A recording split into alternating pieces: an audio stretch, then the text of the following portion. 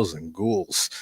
We are going to be watching Eli Roth's first film, directorial debut, Cabin Fever from 2002. Now, I'm being joined by my friend Jasmine. Some of you may have seen her once or twice before on the channel, but she should be here in a few minutes. So we have the two of us that'll be talking about this film. So as people come in, and hey, Kevin, how you doing, brother? Always good to see you.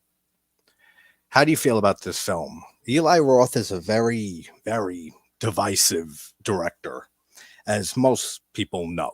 I mean, I've heard so many people shit on Eli Roth's movies, way more than they deserve. I actually really like a lot of Roth's movies. I really like Cabin Fever ever since it came out, which Quentin Tarantino produced Cabin Fever. Oh no, he produced Hostel because of the success of Cabin Fever, which did pretty well at the box office.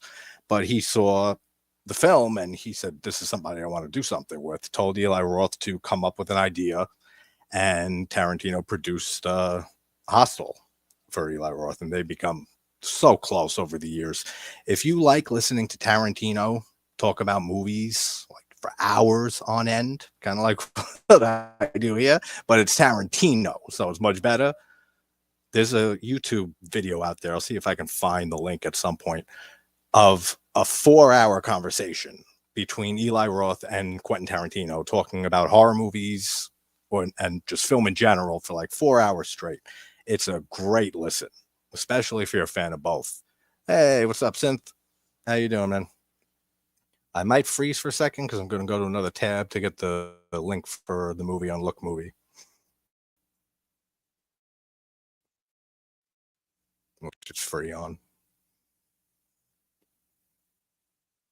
I got to set it up on my TV too. It's not streaming anywhere that I know. Cabin Fever. How you doing, Synth?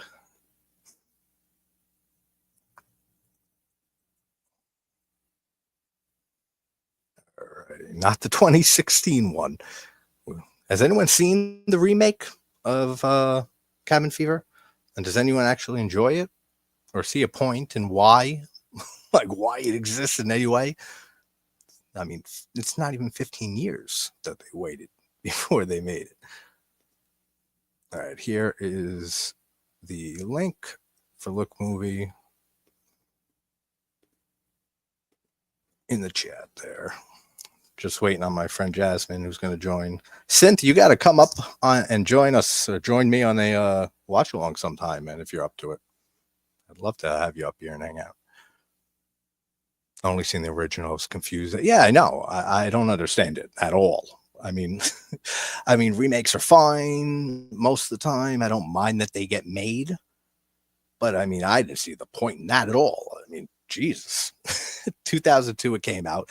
The remake was 2016, and I see it's almost shot for shot for the most part. Even if it's not shot for shot, it beat for beat, like the same story. They didn't add anything to it, so it was just a cash grab of a remake, in my opinion. Yeah, man, definitely. Shoot me an email sometime. My email's in the about section of the channel, and we can set that up. We'll wait for a few people to come in here. Jasmine's about to hop on. She just messaged me. So, consensus on Eli Roth from everybody. How do you feel about most of his movies? We have Cabin Fever, we have Hostel, we have Hostel 2, we have the Green Inferno, Thanksgiving, we have, what else did he do?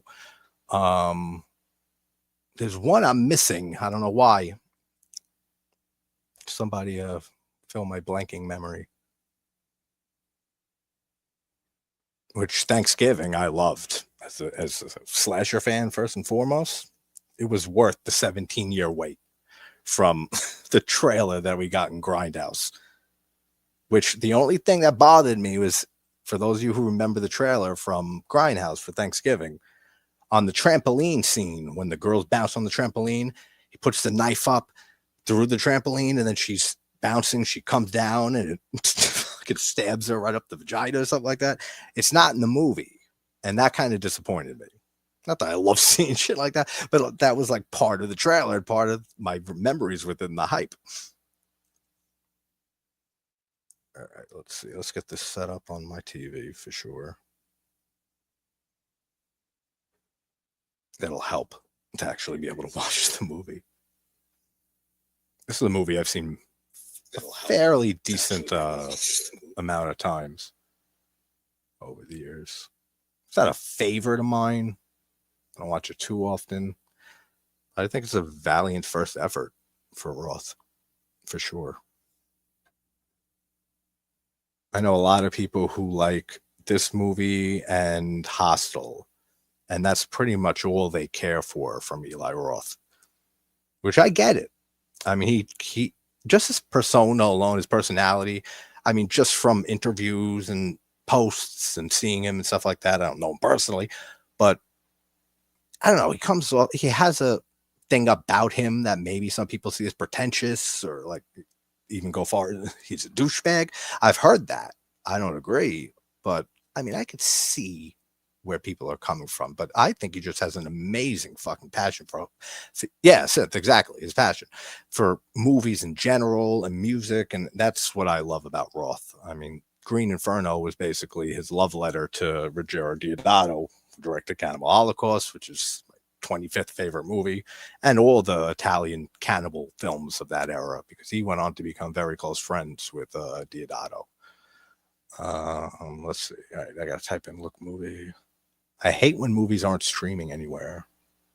I mean, we have sites and shit, but it's a lot easier to just click on Tubi or Amazon and it's right there. Yeah, if you haven't heard that since, check out just type in on YouTube Eli Roth and Quentin Tarantino talk horror or something like that. It's like a 4-hour video.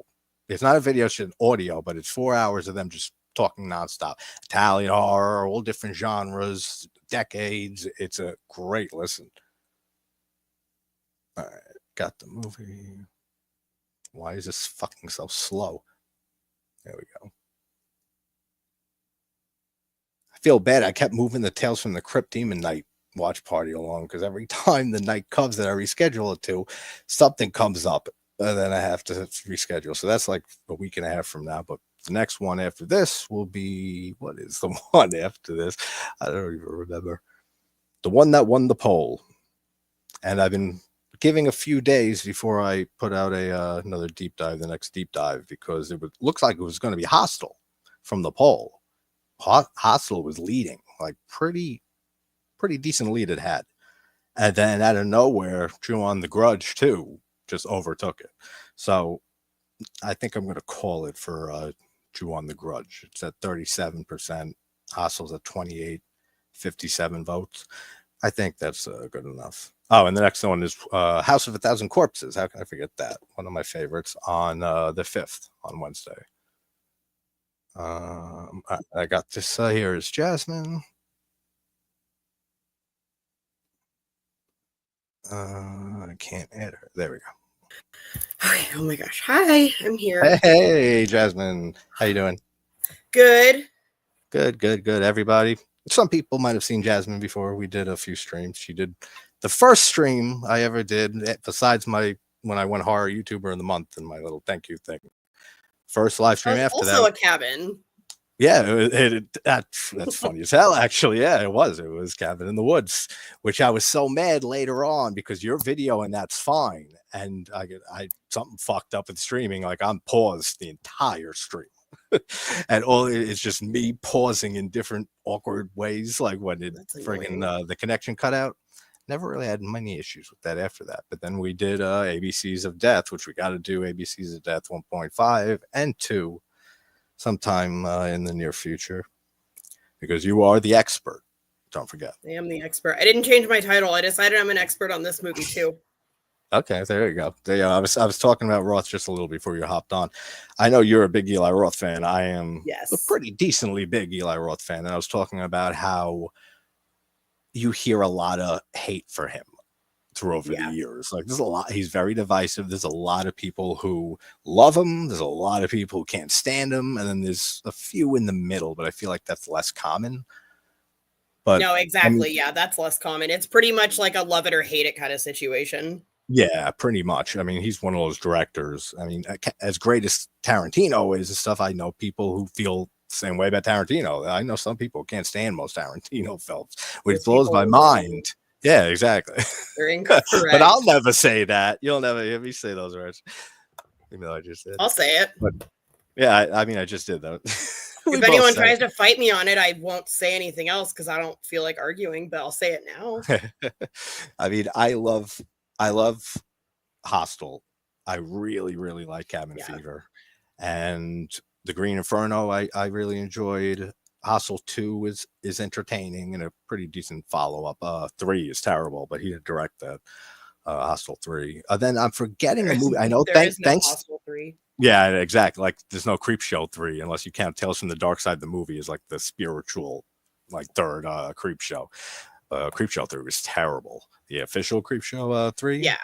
I saw that once years ago, and I never watched it again. I'm forgetting a movie by Roth, and I don't know why.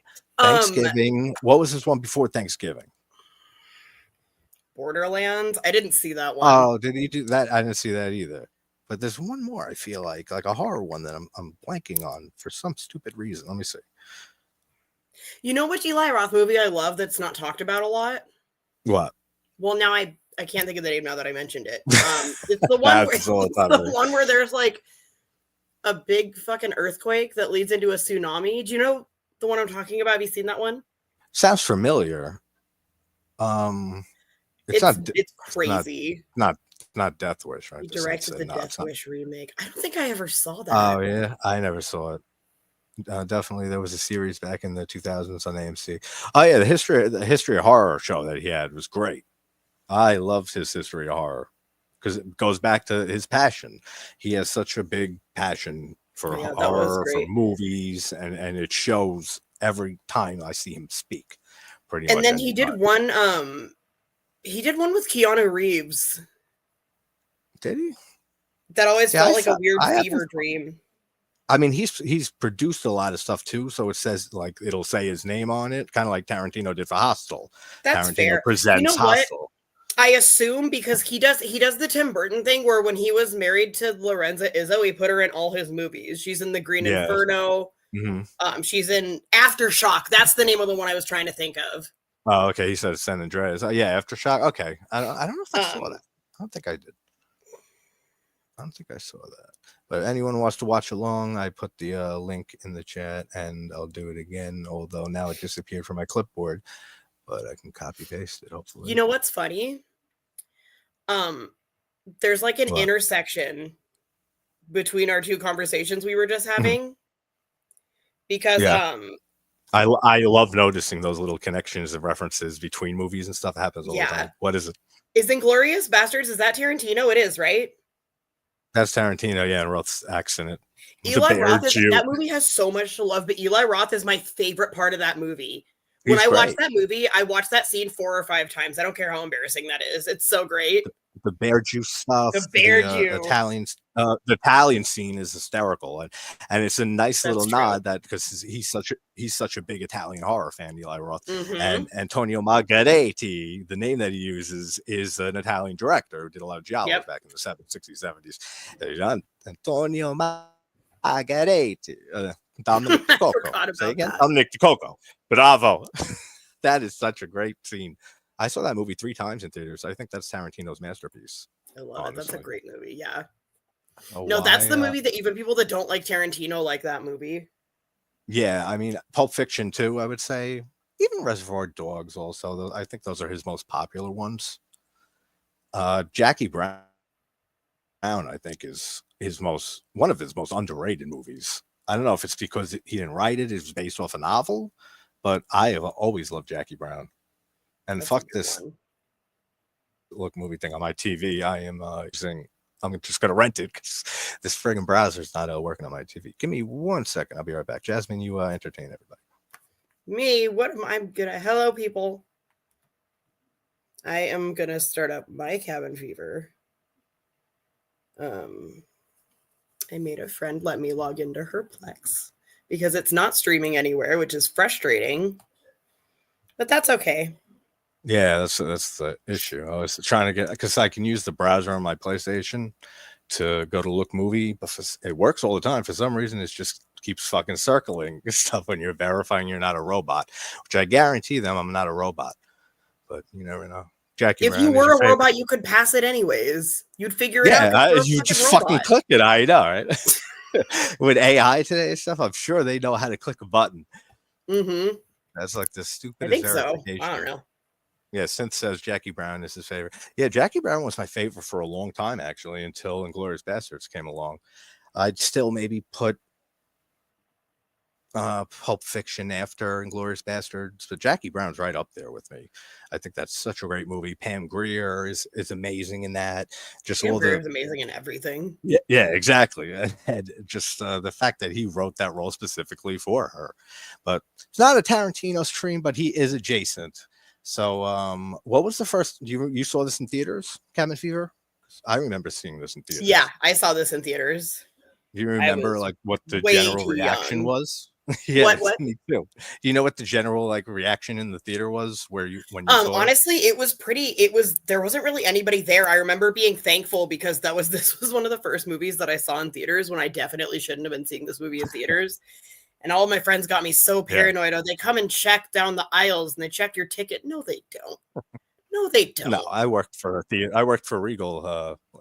That's what it was. It's Regal. 2009, 2010. Yeah, they don't really check anything like that. They don't have time for that. No, they don't. YouTube should have it to rent, right? Should. What do you think of the remake of Cabin Fever? We were talking about that before you hopped on, and why the fuck did that happen? It's like remaking movies that are less than 10 years old. Yeah. It was 2016. This came out 2002, so not even 15 years. It's like, why? The remake is inferior because the remake was not like done by Eli Roth, I believe. Yeah. And the remake doesn't have Sean from Boy Meets World. So exactly. We have a Ryder Strong, right? Yeah, Ryder Strong. Every time I hear his name, what I'm a name, man! Want you to be a gay porn star. Is that why you got that name that they gave him? Ryder or just Strong. just a straight porn star would be good too. Either Cabin way. Fever 2002. Yeah, no, I know. It's what a name. Every time I see it, it's Ryder Strong. So funny. You want to know something else funny about this movie? Yeah. I thought there's a girl, an actress in this movie. Mm-hmm. And I just today realized that she's not, she's the super loud brunette one. I already forgot her name, but for years I thought she was the little girl from Spy Kids, but they are two completely different people. Yeah, that happens a lot. I'll see people that actors and actresses. It's like they're getting paid. I know them. Yeah. What Vincent. Yeah, exactly. I mean, I don't even know if Roth produced the remake of Cabin Fever. He might have. I know he had a cameo in it. I remember that. I didn't remember that, but that sounds right for sure. All right, Rent. I mean, I saw it once and that was it.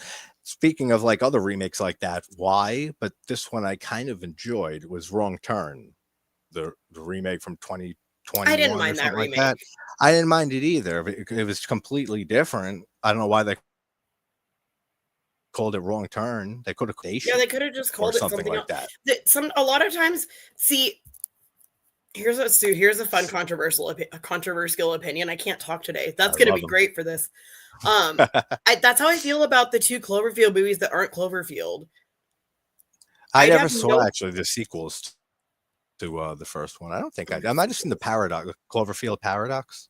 Cloverfield Paradox is a great movie, and so is 10 Cloverfield Lane. But when I think of them as standalone movies, I'm like, yeah, these are great movies. I like them. But when I think about how they're supposed to be sequels to Cloverfield, as a Cloverfield fan, it just pisses me off that we never got the sequel we deserved or the prequel, whichever they want to do. I don't care. Yeah, I mean, that's true. It's something that directly links to the first movie. You're right. Yeah. Yeah, it's literally like they just decided J.J. Abrams was like, you can put your name on this movie, I guess. Yeah, right. And take this. And then speaking of that, putting names on movies, Ty West directed the sequel to this, Cabin Fever. What is it, Spring Break? Cabin Fever West did that, right? Ty West did Cabin Fever 2, Spring Break. He did. and he disowned that movie. He doesn't like that movie at all. I don't blame him. It's not that great. Man, remember when we did ABCs of Death and we were so excited for his segment and it was just I know, and then we were like, that's right. This wasn't good at all, really. that was God, funny. that was disappointing. Before we start in a minute, there is a fun little story or theory I had about this movie that I got a confirmation from Eli Roth. He responded to a comment on a post of his on Instagram a while back. There is the famous scene with Dennis, right? The kid on the chair, Dennis. Yes. And he bites the guy, and then he says pancakes, and then he jumps off and does the slow motion kung fu and stuff. That always reminded me of Pieces, which is a favorite slasher film of mine from the 80s. Corny as hell. The gore is great, though. But there's a random scene in there where this guy just comes up and does kung fu on the, what's her name, Linda Day George's character. Random as can be. And then he just says, sorry, I've had bad chop suey. See you later. And just walks away and they laugh it off. And I always, because Pieces has been stated by Roth as one of his favorite movies.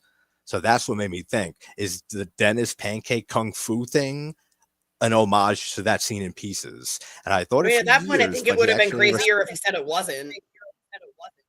Yeah, and surprisingly, he responded to me and said that actually it wasn't on his mind and stuff. It wasn't an intentional homage, although he did notice it later. Like after the film was finished, he noticed that, oh man, my pieces like love bled in a little bit, and he said, I could see why you would think that. Yeah, like I could see why you think that, but I didn't intentionally do it as an homage.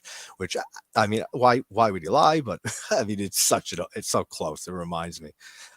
We didn't even start yet, since I just go grab your beer. Grab 4 beers. Yeah, grab your beer. Beers. We're doing our little preamble talk until we start. I can't drink anymore, so drink like 4 beers for me, Kay. That's how many beers I would have had. Just kidding, I don't like beer, but it's the equivalent. Yeah, I haven't drank beer in a long while. Very occasionally, if I drink, which is occasional too, it's some type of whiskey or bourbon, either Jack Daniels most of the time, or Maker's Mark is very good too. Yeah, I usually end up doing some sort of a girly fruity cocktail, which I love. Anything with hard liquor, or if I just don't want to feel anything at all, I have Mike's Hard Lemonade. I always have some of that. That's like juice, though. Oh, you're one of the Mike's Hard drinkers? Oh, yeah. Yeah, I know. That's I think I've had that like once, maybe. It's like juice. It's like 5% alcohol. It's not. Yeah, I can't drink like. I know, but I can't drink like fruity tasting alcohol and shit. You know, I like wish I could drink beer. It's weird. I like the taste of whiskey. I mean, a lot of people go like, and they can't care for it. I fucking chug that. It don't matter. But I've never been a big drinker. But I'm a big smoker. I used to think I didn't like the taste of whiskey until I actually had a good whiskey. And plot twist, it turns out that everything I was drinking was cheap shit. That can help. Yep, absolutely. I mean, I know people too who have experienced that. Never were fans, even not even whiskey, but other types of liqueur and stuff like that. And then they just had a really good, bottle, and they realized, shit, all the whiskey I've been having is terrible. Like, this is actual whiskey. Mm-hmm. But the first time I had a vodka that didn't go down like a rubbing alcohol was the craziest thing. Because you're young and you're stupid and you don't know, and you're like, I'm not making that much money. I'll just get the little cheap. Yeah, whatever I can. Exactly. That's funny. Let's see what Sense said. Best whiskey is like a slap in the face from a hot chick right before she gives you a passionate kiss. That's a great fucking analogy. That was beautiful. That was poetry. Right? You know what? I'm gonna pin that if I can. If not, I start it. It's great comment. You ready to get this started and hit play? Yeah, I am. I mean, this is the first time I've gotten to sit without someone bugging me all day, so we can chit chat forever if you want. I don't care. Yeah, that's good. I got no time limit, like always. Since if you're gonna watch along, just let me know when you're ready, and then we'll do the little countdown. Not too long of a movie from what I remember. It's like, is it an hour and a half or right about? Okay, yeah, it is an hour and a half. The Deputy Winston. Let's talk that character for a second. He is such a funny character. I could see though, like with a lot of stuff in Roth's movies, I could see why people don't like this movie. I could see why people don't like that character. I could see why they don't like Eli Roth doing a cameo in this movie and being an actual character. And so I love all of it, but I could see people not caring for it. You ready? All right, cool. If anyone else comes in and wants to watch, we'll link the thing again. I'll do a 3, 2, 1, go. On go. So 3, 2, 1, go. It's been a while since I've seen this, actually. I was just thinking that earlier. Like when the last time you saw it was? It's been a long time. Yeah, it's been maybe a few years. I mean, I can never remember like when the last time I saw some movies were, because a lot of the times if I'm either working or if I'm working on the channel, I'll have a movie on, I'll throw one on, and just it'll be on in the background. Like as just I need something always in the background. So there's a lot of times I'll throw a movie on in the background, and since I didn't really pay attention to watch it again, I don't remember that when I saw it that I actually threw it on again. And so I can't like when I sit down and actually watch it. Yeah, or I do that, and sometimes I really just can't pay attention because I'm doing whatever else. And then when I actually sit down and watch the movie, I'm like, wow, I remember this being crap, but it's actually really good. Not this one. This one was never crap, but no, this one that wasn't. But that happens all the time with me. I mean, you've seen with reviews. Sometimes I'll watch a movie that I haven't watched in forever that I didn't like or care for, and then it'll go up significantly sometimes. Or the opposite. Sometimes I'll love a movie and think it's a great cheesy B movie or something from the 80s, and I'll rewatch it and I'll be like, why is it not hitting for me this time? Like, I really don't care for it this watch. A weird one was Curtains. You ever see Curtains, the Canadian slasher? No, I've heard of it, but I've never seen it. With the hag mask, that's kind of creepy. The mask. I always liked it, enjoyed it, but then when I did a review for it early on in the channel, it was a short, like 6-minute review. I probably just wasn't into it and feeling it. I want to revisit Curtains, but like I just didn't care for it as much, and I've seen it a few times before that. I don't know what that was. Sometimes the vibes are incorrect. I've put on some of my favorite comfort horror movies and been like, the vibes. I can't do that. I gotta do something else. Absolutely. I mean, you have to be in the right mood. At least me, and from what you're saying too, you got to be in the right mood for a movie. Like that's one reason why it takes me a bit to pick a movie to do as the next review, because I'll look and I'll see, and then I'll say, that's a good one I'm in the mood for. But then later that night, if I go to record, I might not be in that mood for that movie anymore. So then it just goes to some random one, and it's like, okay, we'll go with that. So now it's like an ongoing joke for like years now. I'll say like next video is this, knowing full well that 90% is not going to be that movie.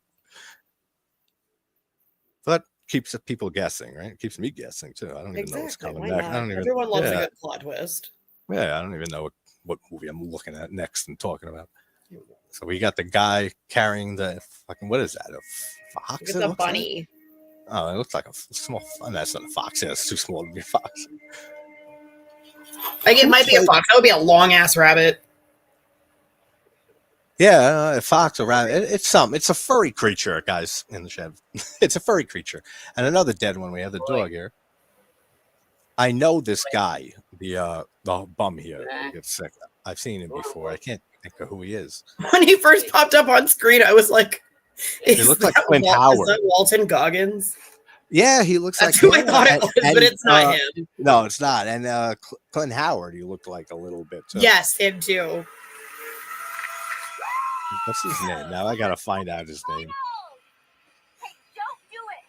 Just if you can, just try to lower the volume a little. I can hear it on your end a bit. Oh.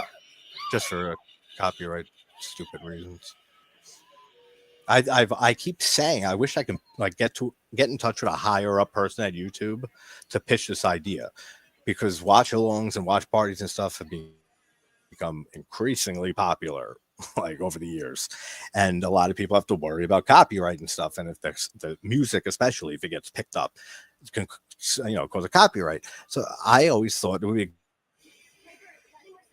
great idea, a whole system for watch-alongs and watch parties where the host has to rent the movie from YouTube. They get more than enough they'll make from that, and during that watch-along, since you rented it, you're exempt from copyright, from the music or the dialogue and stuff.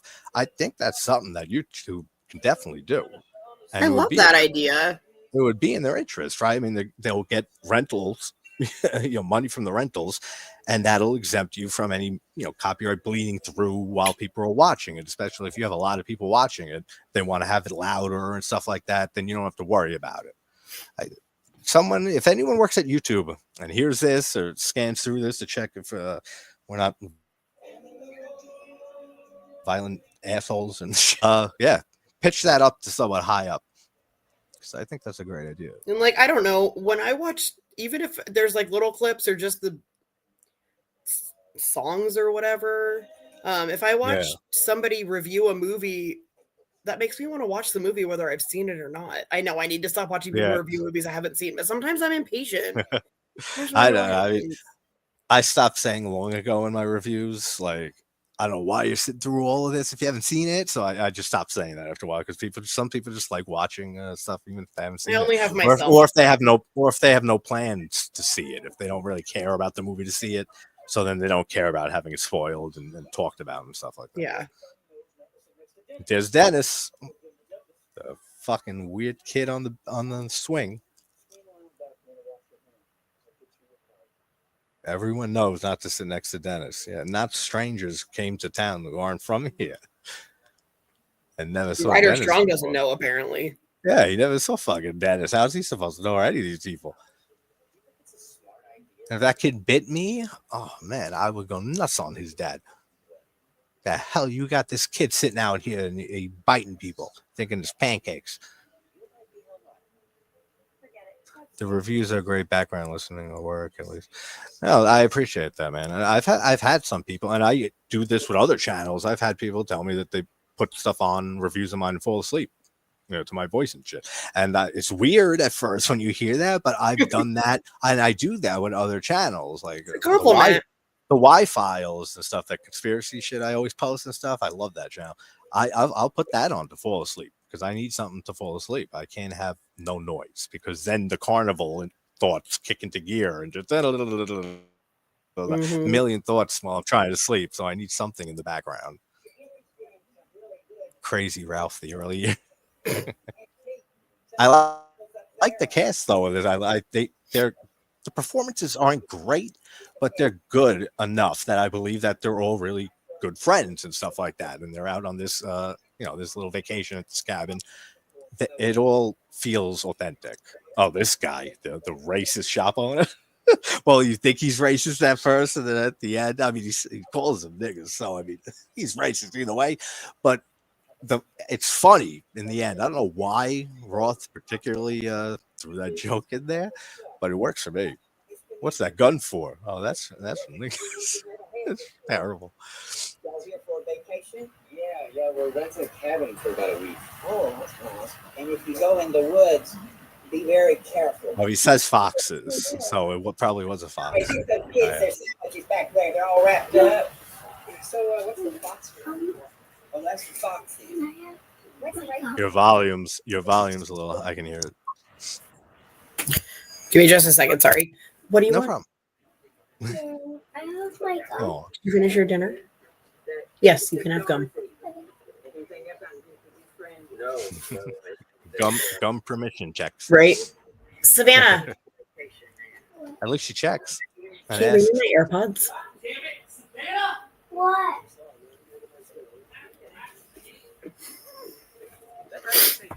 This guy, I forget his name. Most of the character's name, I don't remember. We'll find out in a sec. The blonde dude here who survives at the end. I mean, that's just a straight homage to Night of the Living Dead. Like when at the ending, I made it. I made it. Premature celebration to the extreme until he gets gunned down.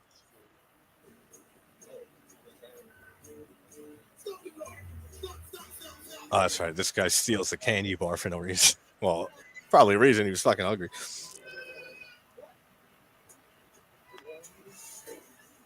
The blonde in this that Ryder Strong likes, I can't get that name. Well, she looks familiar. I don't remember who she is, but she looks very familiar. Her name is Jordan Ladd. She's been in a bunch of stuff, and I'm the human IMDb. I can tell you most things about most actors. I'm going to keep my movie playing so I don't lose the timestamp, but I'll be right back. Yeah, no problem. Hey, Russell, what's up, buddy? How you doing, man? And thanks, as always, man. Member for 15 months. You got the what little symbol you got now? I think they're like that John Carpenter's face or something like that, right? I can't see it on StreamYard. Wait, is it this one? Is that left? I don't want left. I want right. How you doing, Russell? Good. Let me see. I could see in the YouTube chat. Yeah, Russell, you got the John Carpenter icon next to your member name. Which, yeah, there is membership for the channel, which I never bring up because I don't really do a lot because I only have 3 members and they're 3 friends of mine. And I keep telling you, Russell, Ginger, you guys, you don't have to. But I mean, I, of course, appreciate the support as always, a few dollars a month. But I want to start doing more member stuff, but it's hard to coordinate like watch parties for members when there's 3 members. You know what I mean? And it's like if 2 people are busy and stuff, then it's like, all right, then it's just me alone one time. It's not like just 1 or 2 of us. So I mean, if that happens to grow over time for some reason, and there's more members, it'll be easier to do more stuff like that. Waiting for our hash brownies to finish. That's nice, Russ. Hash brownies, haven't had that in forever. Oh my goodness. How old is she? Are they now, the kids? I was gonna ask. I'm not trying to break the immersion, but you can hear the baby, right? No, yeah, but that's that's fine. I like that. They're almost 7 and 1.5. Wow, she's already 1.5. I can't believe. I know. I can't believe my Scarlett just turned 11. Oh my gosh, she's almost a teenager. I know, right? I know. It's fucking crazy. I mean, when we met, what was that? Like, we've known each other almost 3 years or something like that, right? Because 3 years, I started the channel in late May, early June. So June will be 3 years. So it was like right around like when I started, right after. That's crazy. Yeah, Savannah asked if she could watch this movie with me, and I'm like, no, now, but soon, probably. I've tried getting Scarlett into some horror movie. She watched Beetlejuice. She kind of enjoyed that. She liked Megan a little bit. It took her a bit to fully pay attention, like when the doll finally started doing stuff. Yeah, so like, but she overall like kind of liked it. That was her first horror, and she actually really surprised me that she sat through all of Titanic, all 3 hours. That's a long one. Without really moving or getting distracted or anything like Great that. Movie. It took like a half. Yeah, it is, and it took like a half hour for her to like fully get into it, and not like that. I don't care. I don't want to see this right now. I want to do what I want. But then, like as it's like the story went on, it sucked her in a bit after like a half hour. Then she was glued to the screen. I had to obviously tell her to close her eyes and turn around for one part. Pay me like your French girls. Mine is obsessed with Five Nights at Freddy's. Everything, all the time. Yeah, I've never got big into that series, but I played the games. I played like the first 3 or 4. They're fun for a bit. They're jump scare simulators, basically. I know way too much about the lore. Well, that's one thing that I can respect about it is that they have expanded the lore to it like very well over the years. I don't know much of the lore, but they have done a good job at fleshing it all out because the games are very bare bones without any like the lore behind it. The Blue Monkey. I don't remember the Blue Monkey. You guys are so much cooler than me. Half the movies you talk about, I'm like, I thought that I was a big obscure horror fan, but I've never heard of that.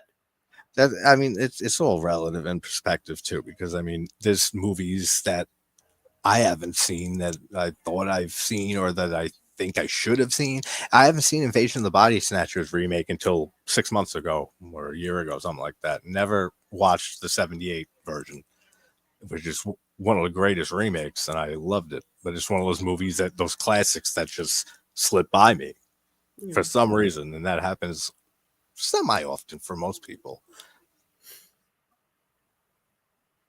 So the water gets infected in this, and this is what friggin' infects all of them. It spreads this pathogen or whatever it is. And Ryder Strong likes this girl. Hasn't quite made a move on your honor yet. Should just do his name, says. Right. I can't stop seeing him as a child. It's so weird. Yeah, I know. And he has that face still, like back then. I mean, like Mhm. he still had that like baby face.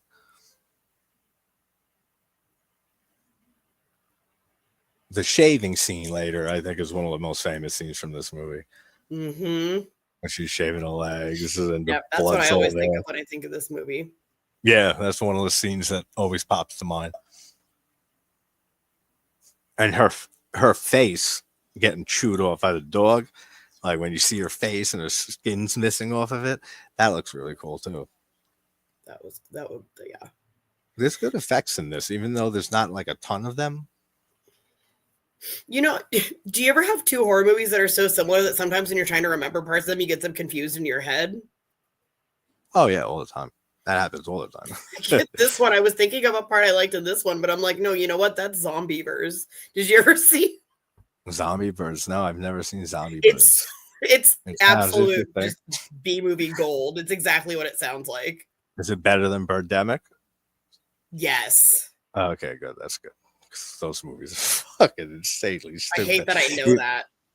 Yeah, I know. I mean, I did watch parties for all three Birdemics early on. I'm so sorry. That's I awful. know we wanted to for some reason because a friend of mine, Echo, who has a channel, he told me that there was a sequel to Birdemic. I only saw the first one like years ago, and just out of curiosity of how bad it was, I didn't know they made a sequel. So then we did a dual watch party. We watched the second one first, and then a few people who were with us and watching it, they didn't see the original. So we threw the original on right after that as a double feature, Birdemic.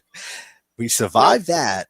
And then the third movie came out, the third Birdemic, and a friend tracked it down for me, and we watched it. Why are there 3 Birdemics? I know. I don't know why. There's a fourth one coming too. There's a fourth one, and each one has more insane shit. Like there's zombies and like some other weird creature in the second one, and then there's like even more stuff. So it's not just killer birds as the sequels go on. It's crazy. Yeah, Russ, R.I.P. Gene Hackman, his wife, and the dog.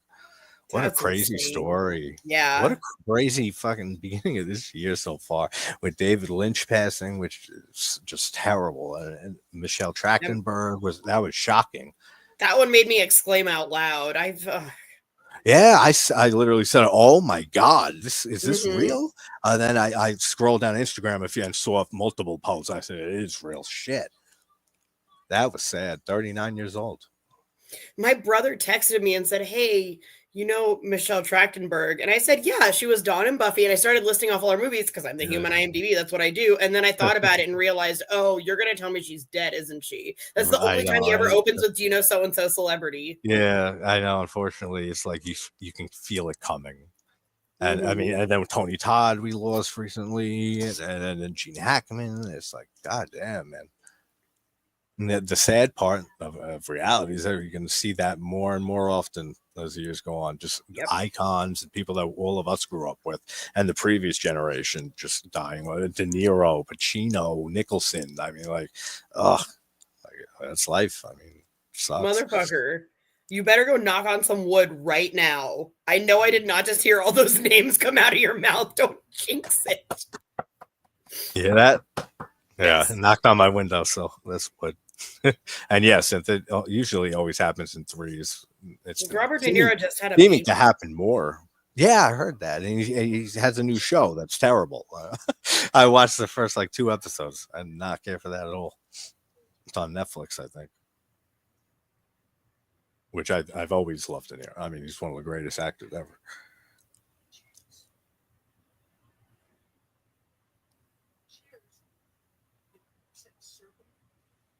Well, this is when they tell that weird urban legend, right?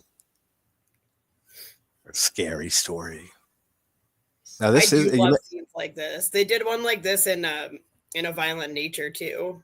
Yeah, just campfire tales like that. Mm-hmm. Yeah, I mean, it reminds me too of Friday Part 2, The Burning. Yes.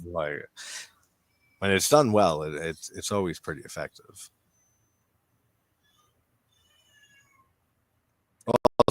thank you everybody who watches in the future. Now, obviously, we just passed 2,200 subscribers. Yay! That's awesome. It's fucking nuts. I mean, it took 2 years to hit 1,000, almost 2 years, and then like 6 months later, I passed 2,000. So I mean, it's been growing much faster. Yeah, which is good and a little like jarring, just because it's like I can barely fucking handle things with 2,000 subscribers and not all those watch at all, let alone like imagine. I don't want a channel that like gets like 100,000 subscribers, because then you got a job, like another job that you got to always be on top of, and then you're exposed to so many more people, so there's so many more fucking assholes and stupid people out there that'll find your shit, and then you got to deal with all that. I don't care to be popular, famous, known at all.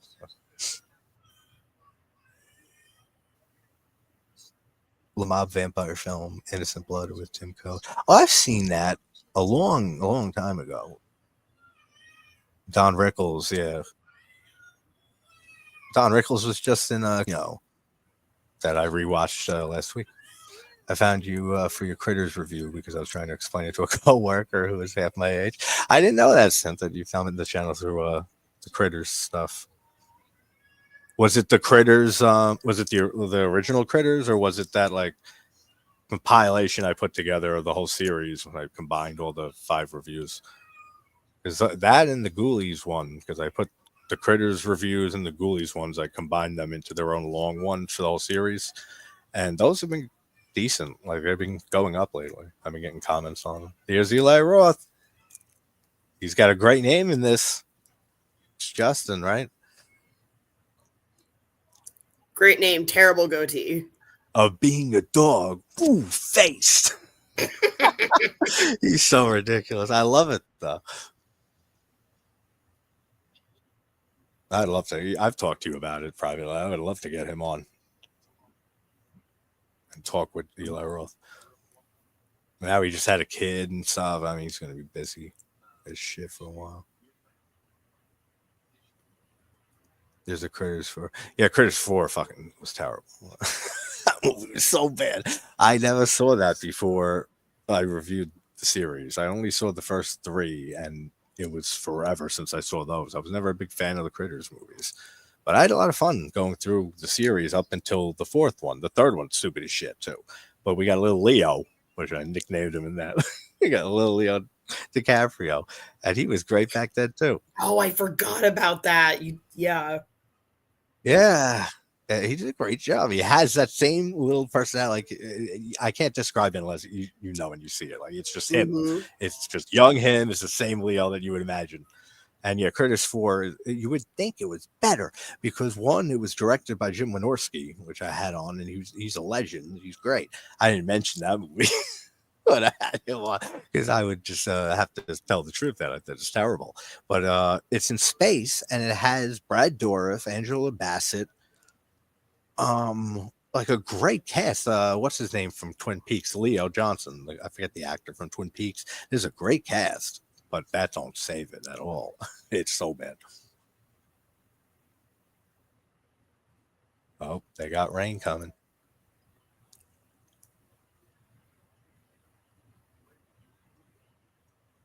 I'm glad Roth doesn't do cameos or big cameos like this in all of his movies, because some of you know how I feel about M. Night doing that. In a lot of his, I can't stand seeing him in extended character cameos in all of his movies, pretty much. Did you see Trap? Yeah, I thought it was terrible for the most part. Yeah, right. I did not like that. Like, that's a movie that, because you know how I some movie logic I can't get past a lot of times, depending on the movie. But that movie was just like bombarding me with it, and just all this illogical shit that would never happen. And I know it's the movie, but it just takes me out of it. Like, oh yeah, no, I completely agree. The T-shirt guy, it's the one who spills all the details of an FBI investigation. They're trying to catch a serial killer. The T-shirt vendors know all the details. Like, they prepped everyone. The FBI prepped all the workers there, the concessionists and stuff. Come on, like all of that. And it just keeps going like that throughout the movie. And the internet kind of ruined me with that because I'm not going to give any spoilers just in case, but there were so many people I saw come up with all these theories after seeing the trailer of what the ending could possibly be, and they were all fantastic. And the actual ending wasn't any of that. No. It's always... I love seeing Josh Hartnett as a villain. I think he should be a villain more. I like seeing him again in general. Mm-hmm. I like that's fair. having him come back.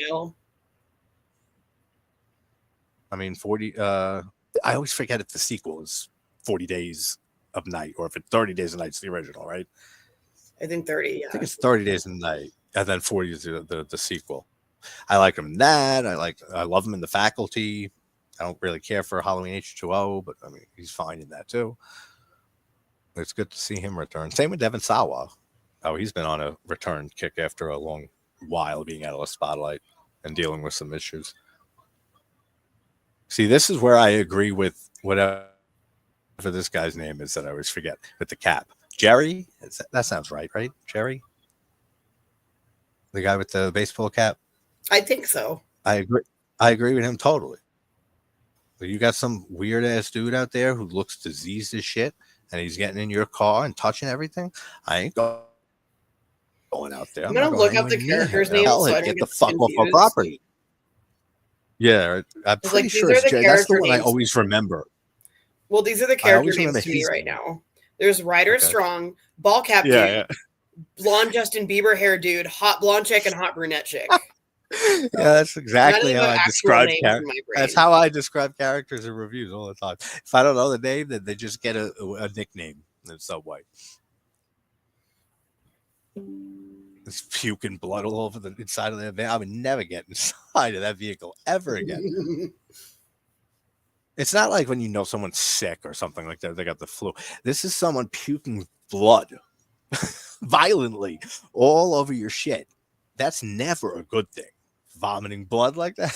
So I would never go near this dude. And I think they have every right to set this, not really set him on fire, but like to protect themselves if he comes close. You don't know what this guy is infected with. And can you imagine if something like this happened now in a post-COVID world? That could be patient zero. You don't know. That's what I mean. Yeah, exactly. That is, I think, patient zero in this movie, right? I think it's him because that's the corpse. Yeah, that's the corpse that Ryder Strong finds in the water when he falls in, and then he realizes that it's the water is what's causing everything. There's a corpse in there. Pretty sure that's the corpse of that guy.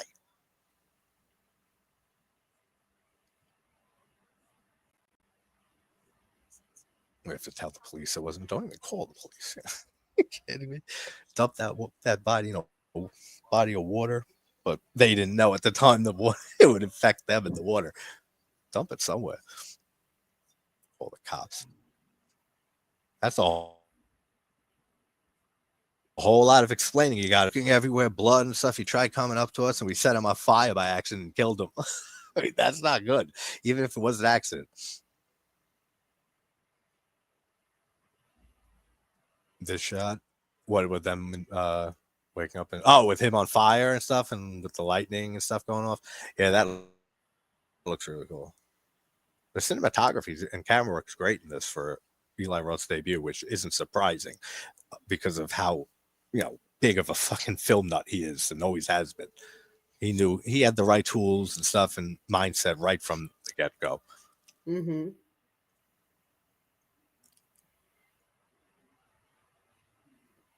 I don't know if you've ever seen, probably have heard it, Chad, since you're a big fan of. I said earlier, there's a video on YouTube of Roth and Tarantino talking horror movies for like 4 hours straight. It's been a while, but I have seen a good chunk of that. Yeah, it's such a great listen. Like if you can just listen to Roth and Tarantino talk movies nonstop, then check it out. Anyone who hears this, it's on YouTube. Just type in like Eli Roth and Tarantino talk. You got to type talk, and then that's it. I think his name is Jerry. They just said it, right?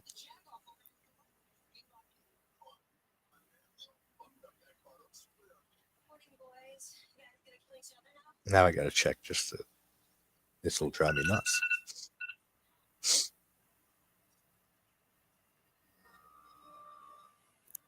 Okay, so Ryder Strong is Paul. All right. It's funny. I remember Eli Roth's name is Justin.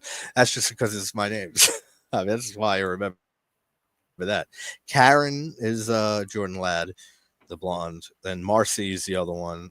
Bert. It's not Jerry. It's fucking nowhere close to Jerry. His name is Bert. Yeah, that's not even in the same realm of. Yeah, I know. It happens every now and then. And Jeff is the guy, the blonde discount Bieber haircut dude you're talking about. And Deputy Winston. I'll be right back. I need a drink quick.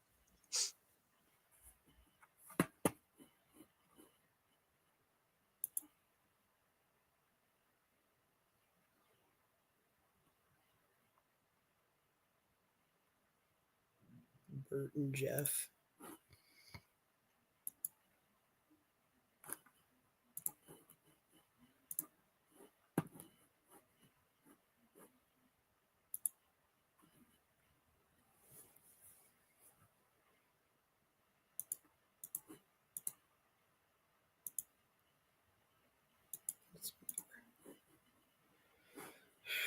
How do I see all of the comments? I can only see certain ones. Ah, I win. I figured it out.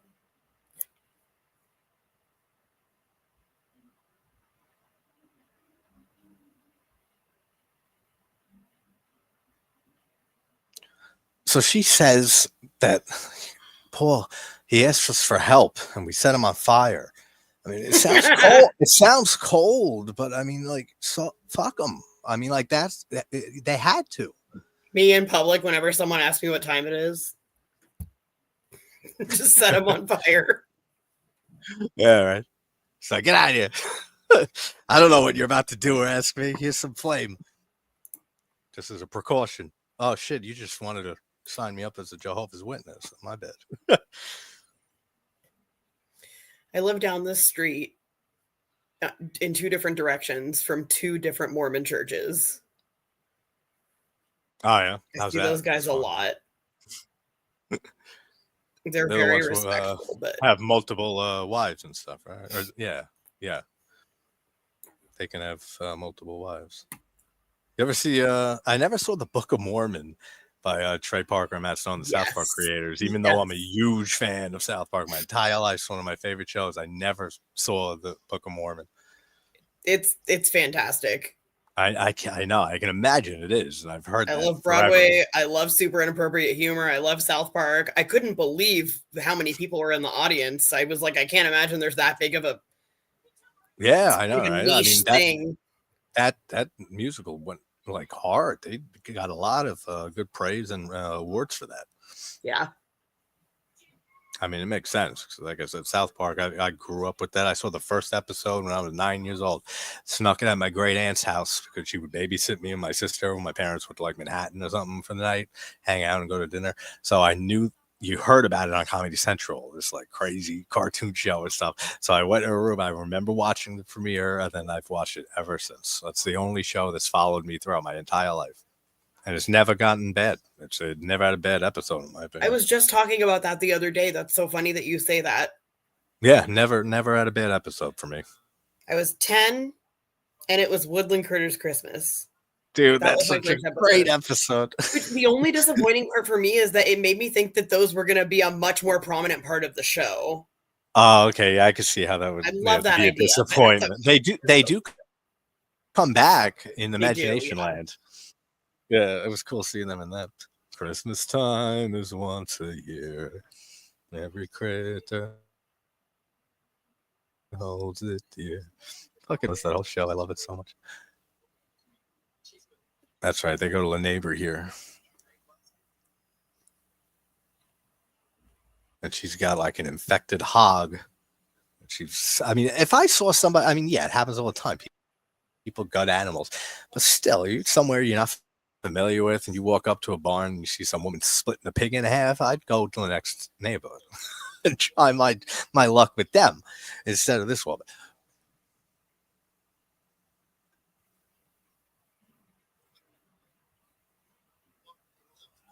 Yeah, why don't we get out of here? They start saying, I got a great idea. We're gonna head out. That's right. There's a third movie too that I don't think I ever saw. The third Cabin Fever, Patient Zero. So I guess he's not Patient Zero because I guess Cabin Fever 3 is the prequel. That's right.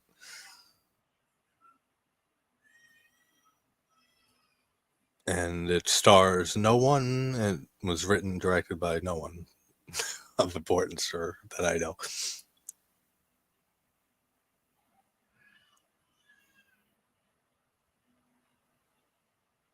That's cool with her on the canoe in the lake and stuff. That's good shots. That is, yeah.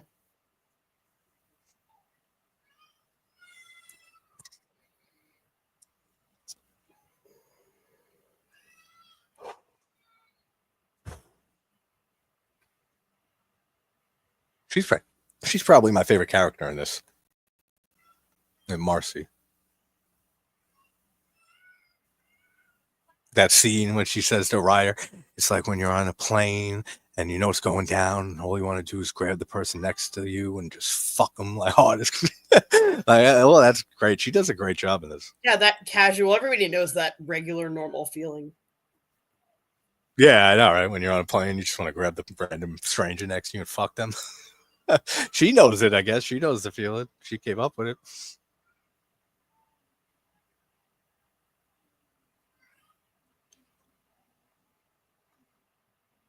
It's such a bare bones premise, but it's done so well. Like you could see Roth had like a lot of influences in mind, like you said, with a cabin movie like Evil Dead, some body horror, Cronenberg stuff you see in here. The Thing, it feels like a bit isolated somewhere, and they can't trust each other because they don't know what's going on. There's a lot of different seeds and ideas from other movies you could see him paying homage to. Mm-hmm. And then, of course, with the ending with Night of the Living Dead, with this guy getting shot and killed.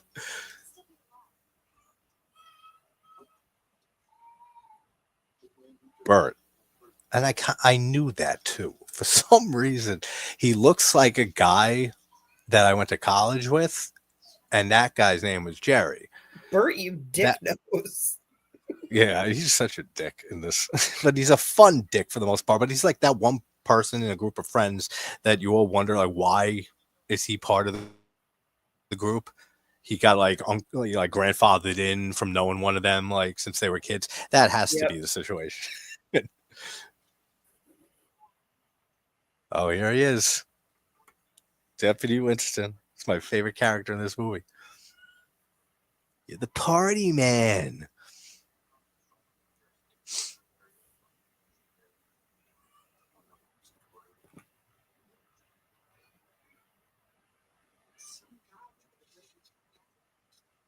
So this deputy is just like a partying corrupt prick, right? That's basically what I've always gathered. He don't do his job. He doesn't fucking respond really to anything. He checks this out barely at all. There was a commotion here. He tells him what happened. All right, don't worry. It's gonna be a party tonight, man. Okay, that's Deputy Winston. I can dig his vibe.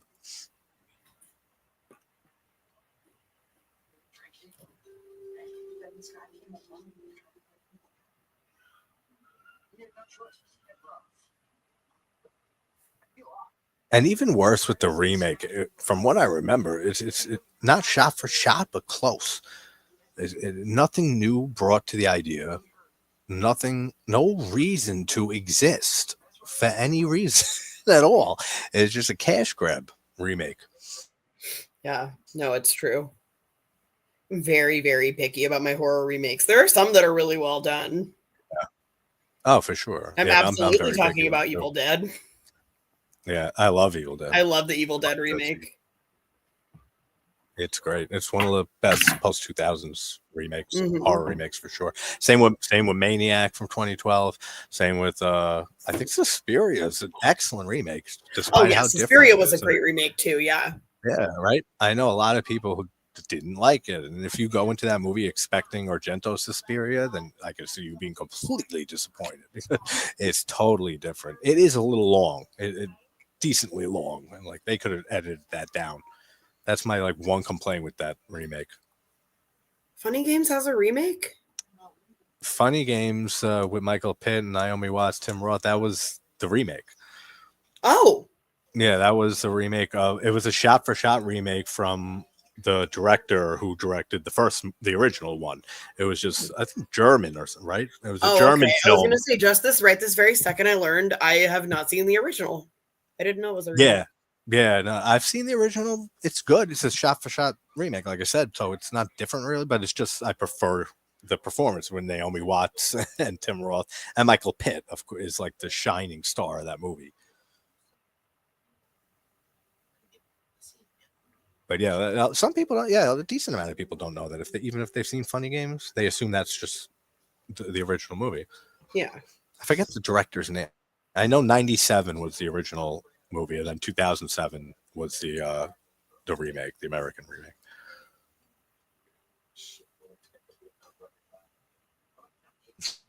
Did a number on your ride. There is blood everywhere on this fucking vehicle.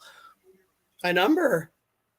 Yeah, it's like he plugged up someone's air hole and they expanded and exploded all over. That's how it looks.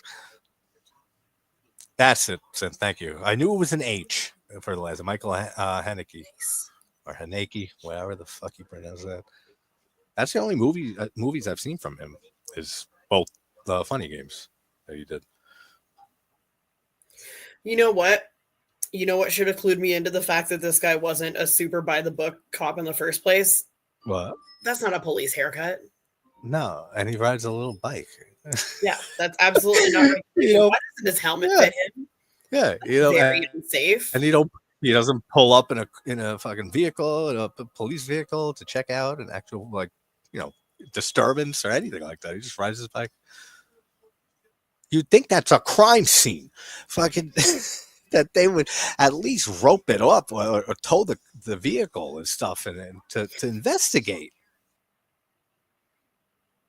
Did you ever watch? They don't do any of that. It just rides away. I saw a few episodes back in the day. It was good, but I never continued watching it or got back into it. One of the jokes from that show I always remember is when Kevin Nealon's character, they try to, Out of Rags, exactly. I don't actually remember which character, but somebody gets pulled over by a police officer who's riding a bicycle, and he says, "I'm sorry, I'm gonna have to place you under arrest." And he goes, "What are you gonna throw me on the fucking handlebars? Like, how are you gonna transport me?" Yeah, I know. Right? It's like, come on. I mean, that's the fun stuff of watching movies and shit. Of just breaking down stupid stuff. Here's the dog. Oh, what's his name again? Is it Bob Marley? Is that the name? No, right? I forget what Eli Roth calls him. Oh, you're a good boy. I would let that dog infect me. He's precious. I'm gonna die petting something I shouldn't. I know it. I'd play with him and stuff, but I wouldn't let him infect me if I knew he was diseased. I'd be like, "Get the fuck away from me, dog." I get I get that guy that we burnt. I get like his leg bone. I'd chuck it, play fetch. I'd be like, "Yo, go, doggy, go." Mm-hmm. Get far away.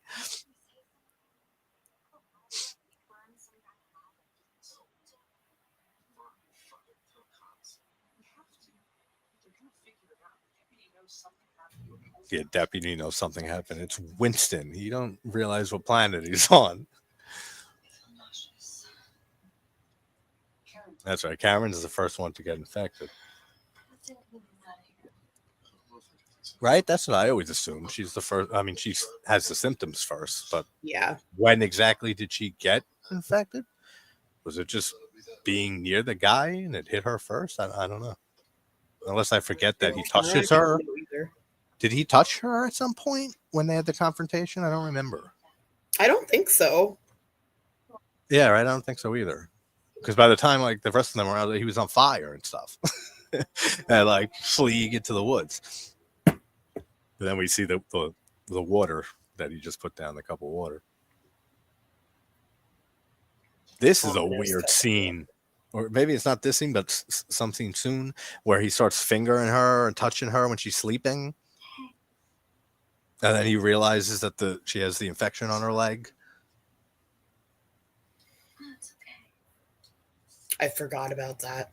It's so weird. Oh my goodness. She's sleeping and he just starts rubbing her out. Fucking strange. Ryder Strong does not ride morals highly. He's not strong morals. No, he does not have them. Like, she says stay, but she doesn't say, like, fondle my private parts while I'm asleep. Yeah, there's like a so huge space. I'm gonna take that as he's in the wrong. Yeah. There's a huge gap from one to the other, so I'm gonna just assume he's completely a dick and wrong. There's Bert. Dude, I'd be this guy with the. Sorry for people who love animals. Like, I'd be the guy on top with the gun. Be like, no way am I letting that dog close to us. The fade to black transitions in this, I don't know how I feel about it. I never knew how I felt. I forgot about that. I was just thinking, do I have a bad copy of this movie? Because that's entirely possible. I didn't think that exactly that, but when it faded out, I was like, what? Oh yeah, that's right. This movie does that. Yeah. I forgot the movie does that often. It's not bad or anything. Yeah, this scene here. Yeah, that's fine. You caress her face, gentle kiss on the forehead. Now you go. But she leave. She's asleep. Yeah, exactly. That's it. You got your fun. You're being sweet. Now you're being a little weird. You're going down a chin. That's kind of strange and creepy. Now you're getting more creepy. Nope. Now you pass that line, Ryder. You don't even live up to your name. You're a fondler. You're not even a Ryder.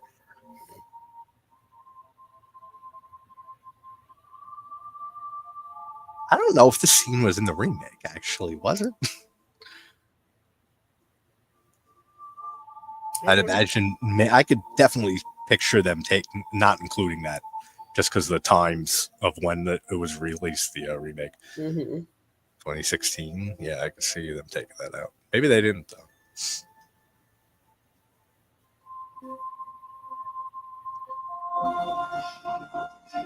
I mean, he's got some disconnect for sure to be doing this. The way he's looking at her is weird too. Yeah, like he's in a trance, and she's reacting, but she's asleep. She's just feeling pleasure while asleep and doesn't know where it's coming from. Oh, here we go. Yeah, now we get the reveal. She is fucked, not in a good way. The blood. See all the infections and stuff, and all that makeup. That looks great throughout this. Oh, that's right. She was puking blood already. Yeah, that would be my reaction. Marcy's 100%. Just scream.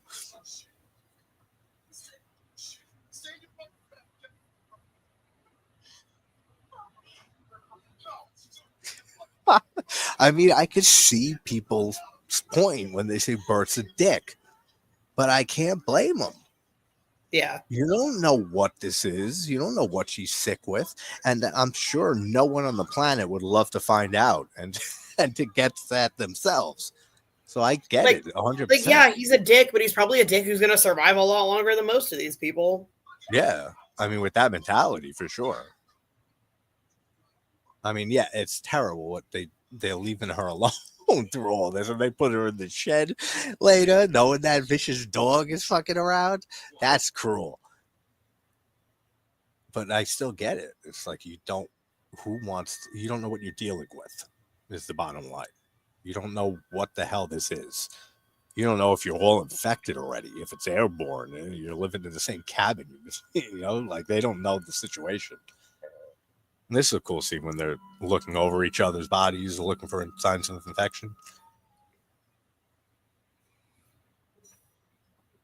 Good nighttime shots, too, with the woods in the cabin.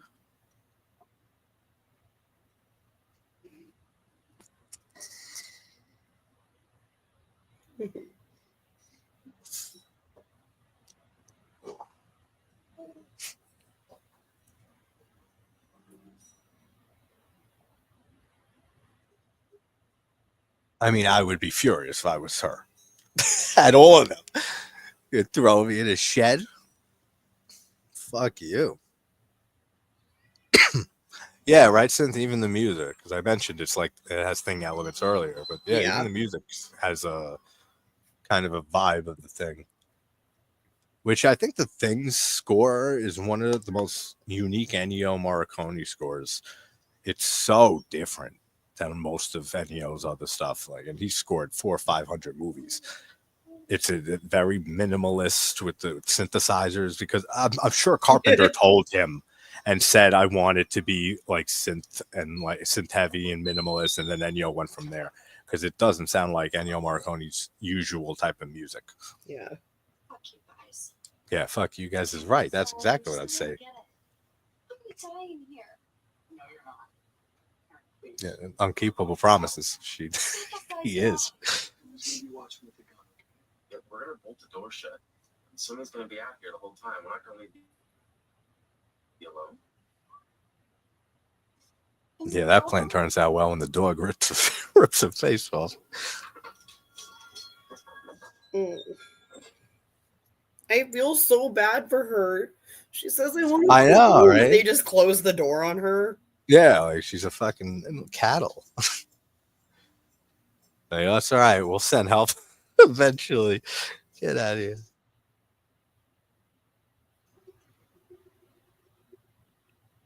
He's carrying a bat around. They have a gun. The fuck's he carrying a bat for?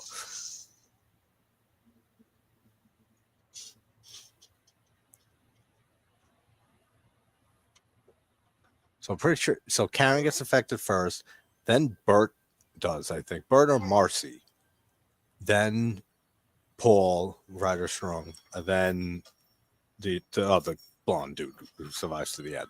Pretty sure that's the order. Which, to your point, and our point against synth, it's like just like the Thing, who's assimilated, in what order, and who's infected in what order, She's in the shed with Blair. Yeah, exactly. That's another great point. They ostracize one of them to an outside location, lock them in against their will.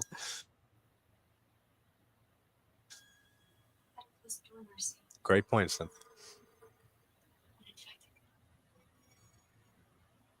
Her personality changed on the fucking dime right there. She's smoking. Love the shit. And then the Bigfoot film. I never saw that Bigfoot. Oh, where? Right? Just W. Yeah, I've seen W. Where.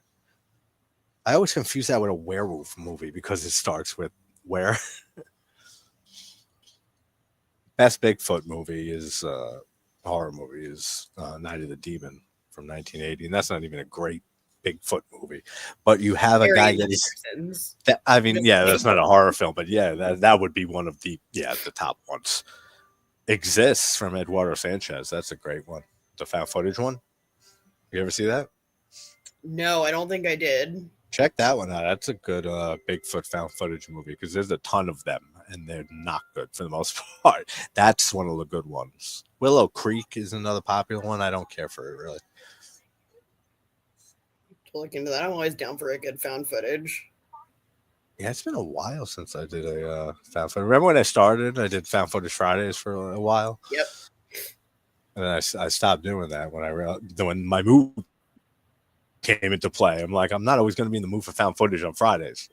So it's like it just dissolved out. That's fair. Oh, is that what you meant, Russell? Yeah, Exist. Yeah, that is a great Bigfoot movie. Found footage, especially from Eduardo Sanchez, who co-directed the Blair Witch Project, which you guys know I'm not a fan of that movie. Jesus, Jeff, I watched that. Jeff, that's the guy's name. Blonde. I mean, this guy did a decent job of staying not infected. I mean, he's got a freaking thing over his nose. He's trying not to breathe in. He's staying away from everybody. For the most part, I mean, sitting with all now. Prepare your own meals. That's crazy. I've never realized how many similarities to the Thing this has until this watch just now with you guys, especially throwing in other things I've never noticed. That they say Fuke says that to McCready in the thing. I think we should prepare our own meals.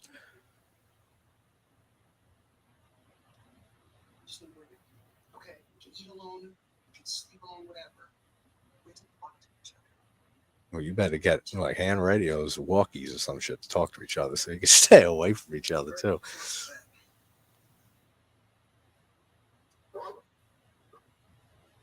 Because they're screwed here because they're drinking the water. Yep. And I think it's clever actually that Jerry, right? Jeff. That I don't know why Jerry keeps popping in my head that name. Jeff survives because he just drank beer the whole time. He didn't drink any water. Isn't that why? And I remember watching this the first time, thinking they spend so much time on that conversation, and I'm like, we get it, you're cool college kids, but then it becomes. I know. That's true. That's right. They check on it now. The subtitles just say moan. And yet he's in the truck. After saying, there's no way I'm getting in that fucking truck.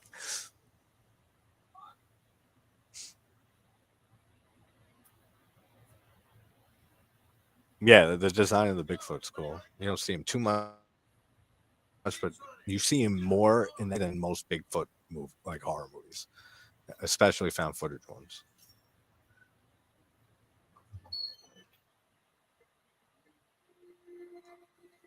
Hey, you got something all right, girl. Oh no. They're just like manhandling her. I think I have a fever, sort of. She says, yeah, you got more than a fever. Oh, here's Bert coughing blood up. That beetle is like, what? Now why the fuck am I in it? I know. All right, I was like, well, why am I involved? This is a human problem. And some animals. Oh, that's right. He checks his dick. Let me say that so casually. Oh yes, the dick. Yeah. That's what he was thinking. It's like, please, not my dick. Please, not my dick. And he looks. We don't see his dick, but I'm sure he checked and made sure. Thank God, my dick's fine. He seems like the type of guy who would only care about his dick. He really does. So I mean, that makes sense. And he's going to be the asshole that tries to hide it from them. Yeah, I know, exactly. After all him speaking out and bitching and stuff about it, we have no idea what this is. We don't know for a fact of the stuff. Then he doesn't do the good for the group and let them know, yo, I got it. I'm coughing shit up too. I got fucking things all over my body that I can see. See, Jeff would have been great during COVID. Is that toilet paper? Is the something only like that. And the way she pukes like that, and the way Jeff turns away. He's like, that's no, funny. This, no. Oh, that's so funny. He's like, yep, no way. Out of here. It's like, I tried helping again. I just witnessed that. Nope, I'm out. Mm-hmm. But yes, she does. Yeah, Bert. Yeah, I don't feel so hot. You could be a little more specific on that.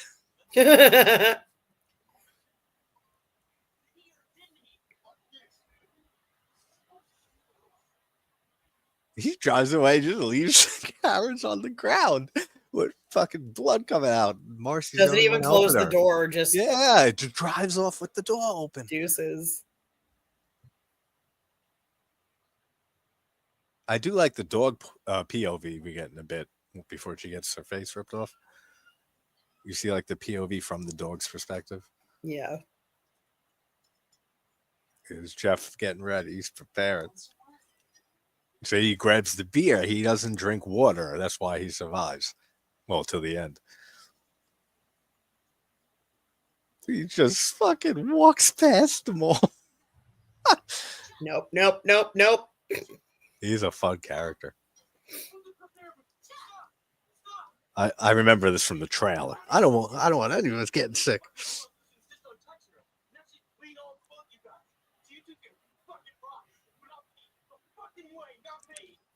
The way he runs away, though.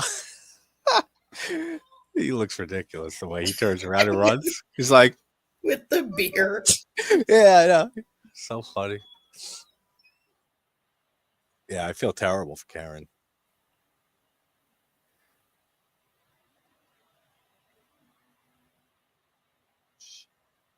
Oh, Ooh. shit is right.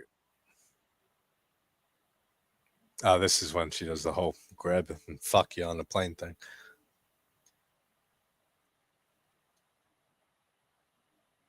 We're all gonna get it. We're all gonna get sick. Just was getting drunk. I think she does like the best out of all of them. Jeff too, I would say, does very good. They all do good. Not like great performances for the most part. But I do think Marcy here does a great job. All you really want to do is grab the person next to you. Fuck this shit up. Not if it's an 80-year-old woman or some shit. I can guarantee Can you that. imagine if that's how the opening scene of Final Destination went? As soon as it's going down. Yeah, yeah. Oh, that's funny. There they go. Now they're fucking. They're fucking while Karen's was half dead in the shed. See, she ride him strong. You know, I was ride gonna us say strong. he's still not living up to his name. I know he never does in this movie. Does he ever in any movie in his career? I don't know. This I don't get. I never. This too like the way to look at it. Why is he pretending to piss by pouring the Listerine? That's like very strange. Is there a reason for that? I Like, thought he was it's trying to either- disinfect his dick. That's what I was getting at. That's one, and the other thing is that he's pretending to piss. And either way, I mean, I don't think that doesn't make sense. Either way, it's not going to disinfect his dick with Listerine. It's always been a weird scene. Here's the pancakes. Oh, I love demonic toys, Russ. Me and both Charles and Richard and separately talked about the demonic toys when they were on. That's a classic full moon.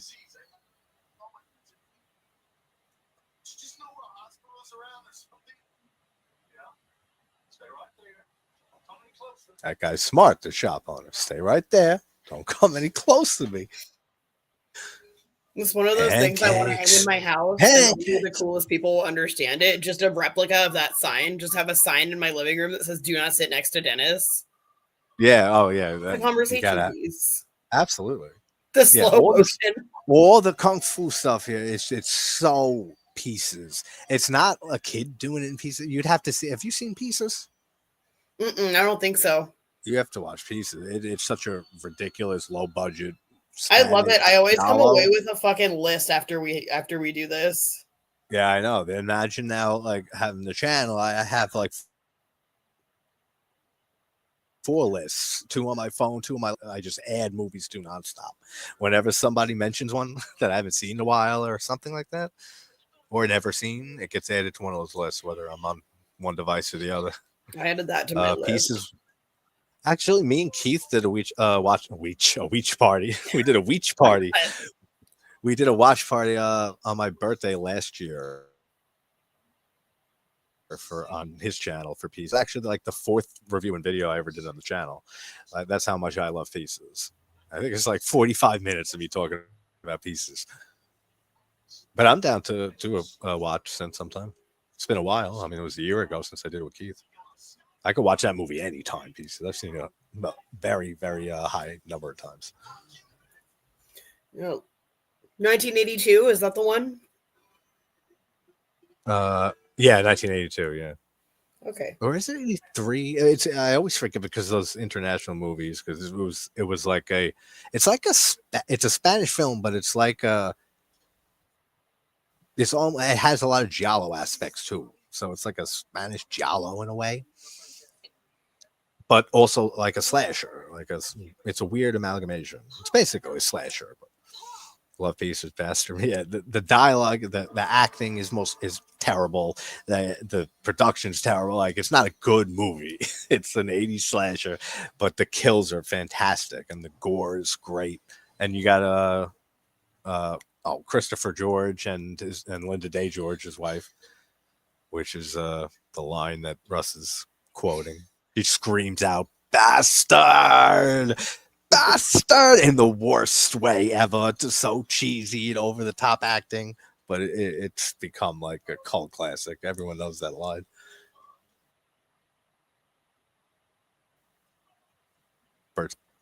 Because you don't have Ernie. He doesn't have a friend named Ernie. He needs one. Maybe he wouldn't have gotten infected. Why? I don't know, but maybe. Now they're starting to come on to them. These guys are rednecks. so funny. These are the most living in the woods looking motherfuckers I've ever seen. I know, right? It's like you take one look. Perfect. It's like you are people that live in the middle of nowhere. They walked into the audition and Eli Roth was like, "Don't even say anything. You're hired." Yeah, right. It's like you got the look. Don't worry. Yeah, this is where Ryder finally fuck Paul his real name. When Ryder finds out that it's the water and stupidly fucking goes close to that body and in the water and gets infected. You got to really know that it's the guy you burnt. I'll take an educated guess. Yeah, that's him. You're in the middle of nowhere. What other corpse is it going to be that's burnt to a crisp? Other than the guy that you burnt to a crisp. Yeah, exactly. Slips right in, trying to make sure it's him.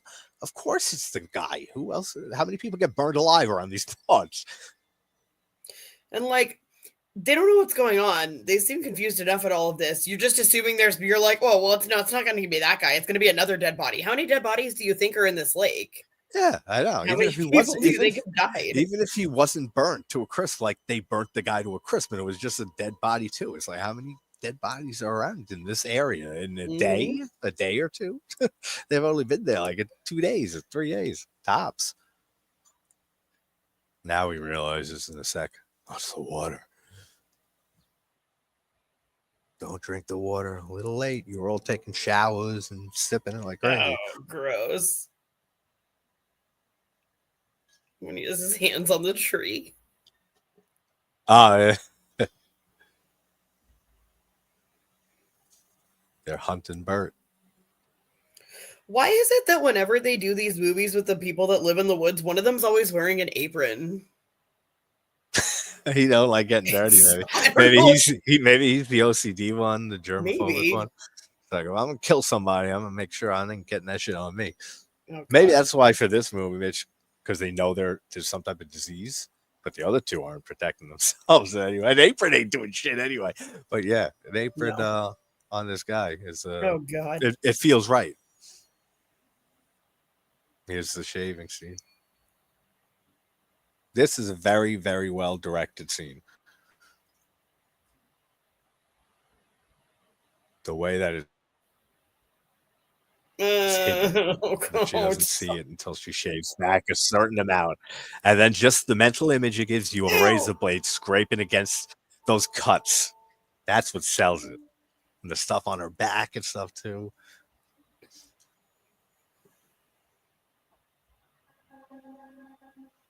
Oh my god. Oh, it's so gross. Yeah. No, it always has gotten. Yeah. The sound design for it is great. Yeah, the scraping. That's what sells it. That and how you know that it's coming at the beginning of the scene until you see it. And it's like, oh shit. Yeah, that's great sound. Love this. We're at the shower, that's right. And then it all starts coming down off of her bleeding. That's great. That's one of the best scenes in the movie. Agreed.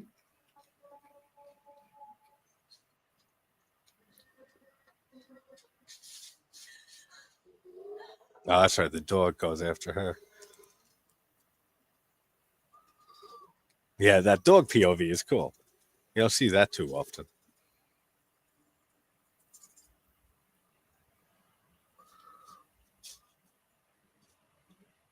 I think it's wild though how Roth did this movie And yeah, different types of movies and budget, probably, even though it's a decent budget for a first movie. The effects are great in this, but there's not too many of them. And then how he went to Hostel, and there's so many more effects and crazy stuff in it. God, I love Hostel. I've always liked Hostel. I even love Hostel too. I don't care. I like Hostel too, also. When they're kicking the head around, the soccer ball at the end, the kids. Mm-hmm. That pack of kids. That's so funny. Oh, the shaving scene. Yeah. Yeah, that was a cool idea to put the dog POV with the red, too. Do dogs see in red? Dogs are colorblind, aren't they? They're colorblind. Yeah, they're colorblind. So it's just artistic licensing. That has been the butt of many a joke on Family Guy. Yeah. That's right, but Brian. I haven't watched that show in forever. That looks so cool. You're talking about her face, right? When he turns her over? Yeah. The teeth are still there, the eyes are there, but everything else on her face, the skin's removed. That's a good effect.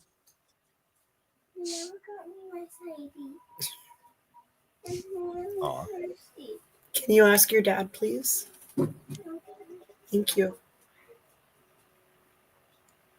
Oh, that's right. He starts hacking her up and shit. I love the shot of the upward through the trees with the red. I was just going to say the same thing. Yep. That was used on the cover art and stuff.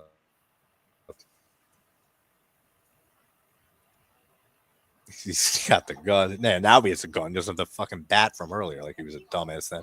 Here's Bert. You'd think if you're getting hunted by locals, you'd want to get as far away from this cabin and shit as possible. I mean, yeah. If there's one thing I've learned from this movie, it's that these people aren't very good at making decisions about anything. Not one bit. Not one bit. Nope. They were trouble since Bert stole the candy bar. That's a huge leap to contracting a contagious virus and spreading it through your community.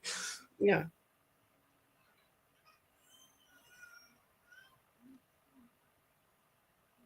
And you'd think they'd send, like, if it was my town, there's some disease pricks out there. Like, I'd be having like 20 people going around manhunting these people. Not 3 of them. But they live in the woods. So all you need is the long-haired dude, the dude in the flannel, and the dude wearing the apron. That's all you need. That's true. They know their way around. Oh. Bert's there. Surprise. But he kills him, so.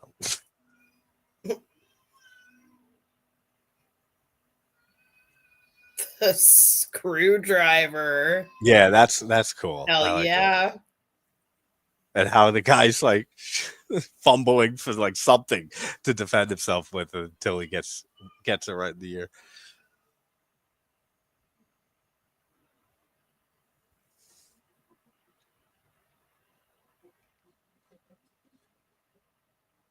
Hey, Stacy, what's going on? We were just talking about the shaving scene when Marcy's shaving her legs and you see all the fucking scars and everything.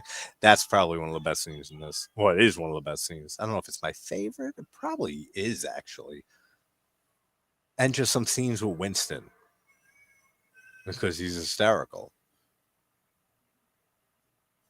Oh, the harmonica that the guy swallows later, goes down his throat and that's fucking stupid.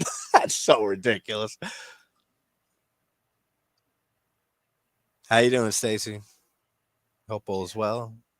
Hope you're enjoying the weekend. He's going into this creepy cave. Again, you're getting pursued by people you'd want to get away and for safety, but he decides to go into the cave instead. Terrible at decisions. Literally the worst. Let's not get away from trouble. Let's go into a random cave for some reason. I know he's looking for Jeff, but still, get the fuck out of there. At that point, it's everyone for yourself.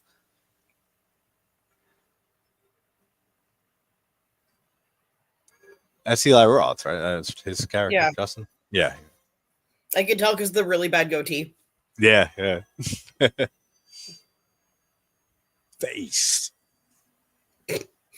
I love his cameo in Piranha 3D when he gets smashed like Oh by my a boat, gosh. It's just him boat or something talking like that. about boobs for 3 minutes straight.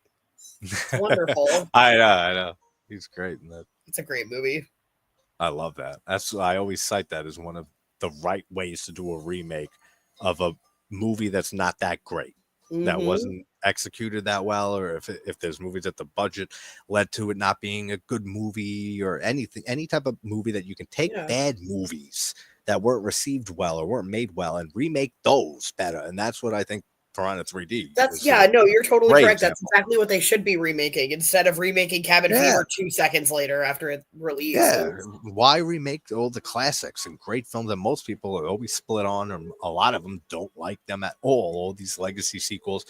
Take old movies that weren't handled that well and fucking remake those and make them better. And that's what Alexander Aya did with 3D with Piranha.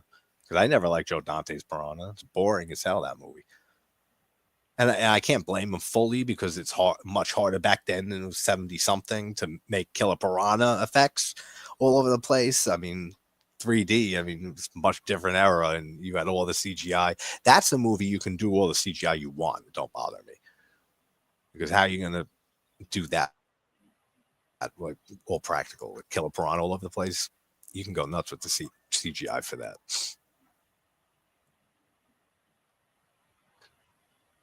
Winston? And the biggest concern with Winston is that he ruins the party. You ruined the party, you idiot.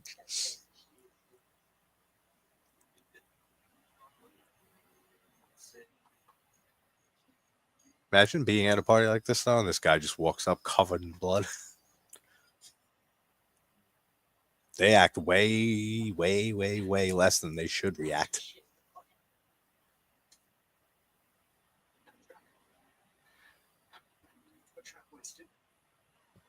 Where's the goddamn tow truck? I'd be the party man.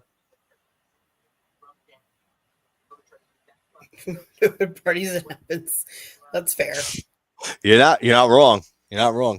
I mean, Plus, if the people at the party don't know about the infection, they might just think he's a crazy axe murderer and go, okay, if we're still enough, maybe he won't notice us. Yeah, right. If I don't, there's a lot of people here. If I don't draw attention to myself, then maybe if he is a crazy killer, he won't go after me first. I can get away. But Cynthia, you're right, actually. I've never seen someone covered in that much blood. I've seen some weird shit at parties. Shoot him on sight are the commands to Winston. What really would have been great is if one of the kids from the parties went, is that the dude from Boy Meets World? I know, right? If they made that show in this universe of the movie, he's like, "Oh my god, it's Ryder Strong from Not now. I got an infection I'm dealing with. Fuck off." No, I won't sign your autograph. Sign my autograph to you. Whatever.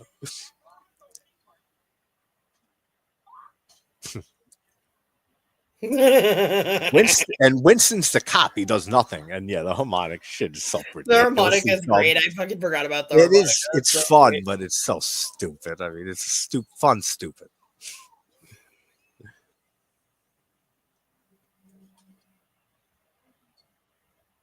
And they're out of there. This is when he gets furious. So you ruined the party.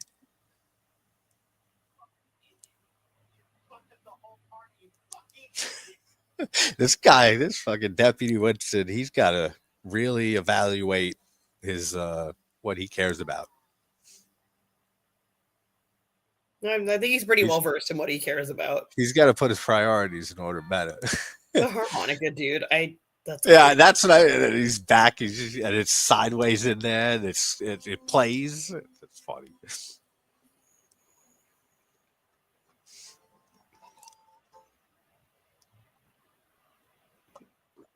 Bro, listen to me. You're covered in blood. Yeah, no one's stopping. Nobody's gonna stop for you in the middle of the night on this dark ass road. So true. And if they do, they're probably a serial killer themselves. That, or they're probably just super curious to a dangerous extent. That's right. He just falls in front of us. Maybe the most unrealistic thing in this movie is that this truck stops. That this truck is able to stop in time. A truck that Yeah. big? Or that it stops start at all. braking way before. Yeah, absolutely. But the fact that he even stops is unreal. You see so many truck drivers, they'll just fucking drive right through. Also, I didn't see him. I didn't see him. I don't know what to tell you. This is weird. I like this with the so shining too, with the bunny and stuff here. The hallucinations he's having. Aw. That's like right out of The Shining with the weird bear blowjob scene. Aw, look at them all not rotted and covered. Yeah. Good times, man. In Good those times. happier times, Woo! a day or two ago. A day or two ago were the happy times. I love that, how it shows her face again right before It got he wakes me. up. Yeah, that's a good gotcha moment. About that. Mm-hmm. I don't like jump scares much, but that's not really jump scares, more just like a gotcha moment, and I really like how he. I like well done jump scares. Well, yeah, if they're Picture well movies done, that they only rely on jump scares, and you're like, okay, I get it. You don't have a thought in your brain. Exactly. If you have a build up and great suspense building up to a jump scare and it's done well, then of course that's great. Yep. But when you're just like, you have someone walking around, and especially the stupid jump scares, like with the friend. It's always a friend, someone they know, and they, I didn't mean to scare you. And so why the fuck you creeping up on somebody without making a human sound, a footprints, or anything, just to scare the shit out of them and then apologize? That drives me nuts. I know we've talked about Damien Rugna before. That movie, Terrified, has some great jump scares. It does. Extremely and that's a perfect done. example of what you were saying. That's all atmosphere and tension and stuff throughout that movie. Well, both of his movies, When Evil Lurks, also. That's what makes the scares and the jump scares work so well. Is that there's actual buildup. It's not like, and I like some of these movies, but like the Conjuring universe films and stuff like that, when it's just someone walking around and then there's just something, and then the music swells, and then there's something pops out or something don't pop out, and then that's the jump scare. And that's it. There's no buildup or atmosphere really.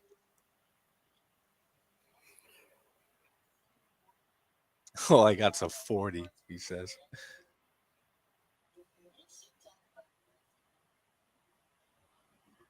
I would love to see Deputy Winston return in a Roth movie, even if it's not a Cabin Fever sequel or something that Roth does, but have him be Deputy Winston in the movie, whatever movie it is that he does, like Thanksgiving 2 or something that's coming. Have Deputy Winston show up for no reason and just have him there, and he can get a cool kill. Have Deputy Winston be the one that collects all that connects all the movies in the Eli Roth universe. Just have every movie have Deputy Winston. Yeah, I know, right? For no reason. Everyone don't. Yeah, exactly. That's the best way. Don't explain. Don't give a reason to it. If people, why the fuck is this guy in every movie? It doesn't make sense. Don't even answer. Just let it happen. Yeah. Here's well, Jeff. You need to watch the others, obviously. You don't know about the Deputy Winston lore. I just did a review on the others. Oh, the other Roth movies. I thought you meant the others, the film. The one with Nicole Kidman? Yeah. That's such a great movie. Yeah, it is. It's very underrated. I feel like it was big at the time, and then years went by, it doesn't really get talked about much. This is like the most premature celebration in a horror movie. Like one of them with Jeff here. The amount of times this guy celebrates and starts saying, I did it, I made it. He's fucking getting shot. Jeff is only about 1.5% above all these other people. Yeah. When it comes to decision making. So, still not great. 1.5% better made the difference, of him not getting sick. That we know of. I mean, he gets killed, so we don't know if he did get it and it didn't show signs yet. That was also a coincidence. He didn't say I'm not going to drink beer because it's in the water. They don't know that. He just is going to fucking drink beer. Yeah, exactly. He just wanted to drink beer and get away from all the craziness. Say, fuck this. I can't be near them. I need to drown my sorrows out and all this fear. Mm-hmm. The moral of the story is, if you're drunk all the time, you won't get infected with a flesh You eating won't. virus. Absolutely. That's right. But you'll eventually probably die of cirrhosis of the liver or some shit. But it depends on whether you want long-term or short-term. We will cross that bridge when we come to it, my friend. Yeah, exactly. Well, we'll fall off that ladder into the infected water when we get to it.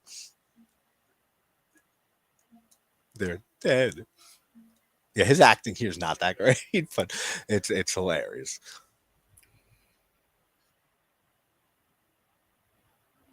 It's a gut punch, even though it's so telegraphed, like I said, because he's so happy. This guy is so fucking happy that he survived. He's crying and saying, "I made it. I fucking made it," and then just to get killed like that.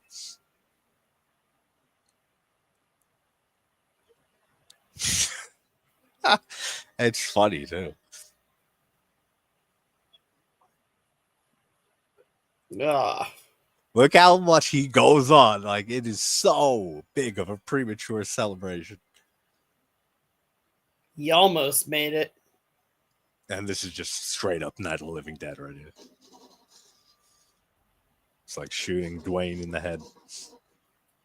Give him a shot right between the eyes. Good job. Burn all the corpses. Don't they got to disinfect? I'd blow that cabin up. You kidding me? I'd get an RPG and I would just shoot a rocket at that place. Blow that whole cabin up. Get out of here. End the shed. Oh no, tiny children, no. That's funny with the kids with the lemonade.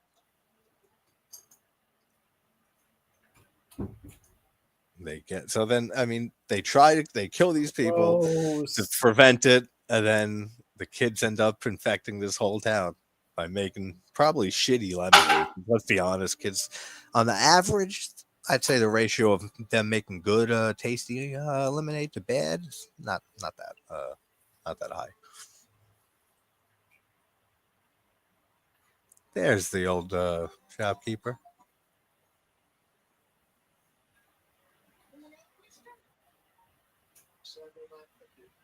No, they want the lemonade.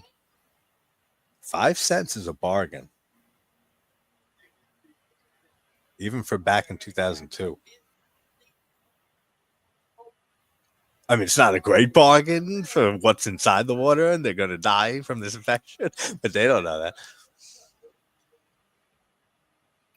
I mean, if you only 5 cents to get infected with this horrible disease, that's a great deal. I know, right? If that's what you want and are setting out to do.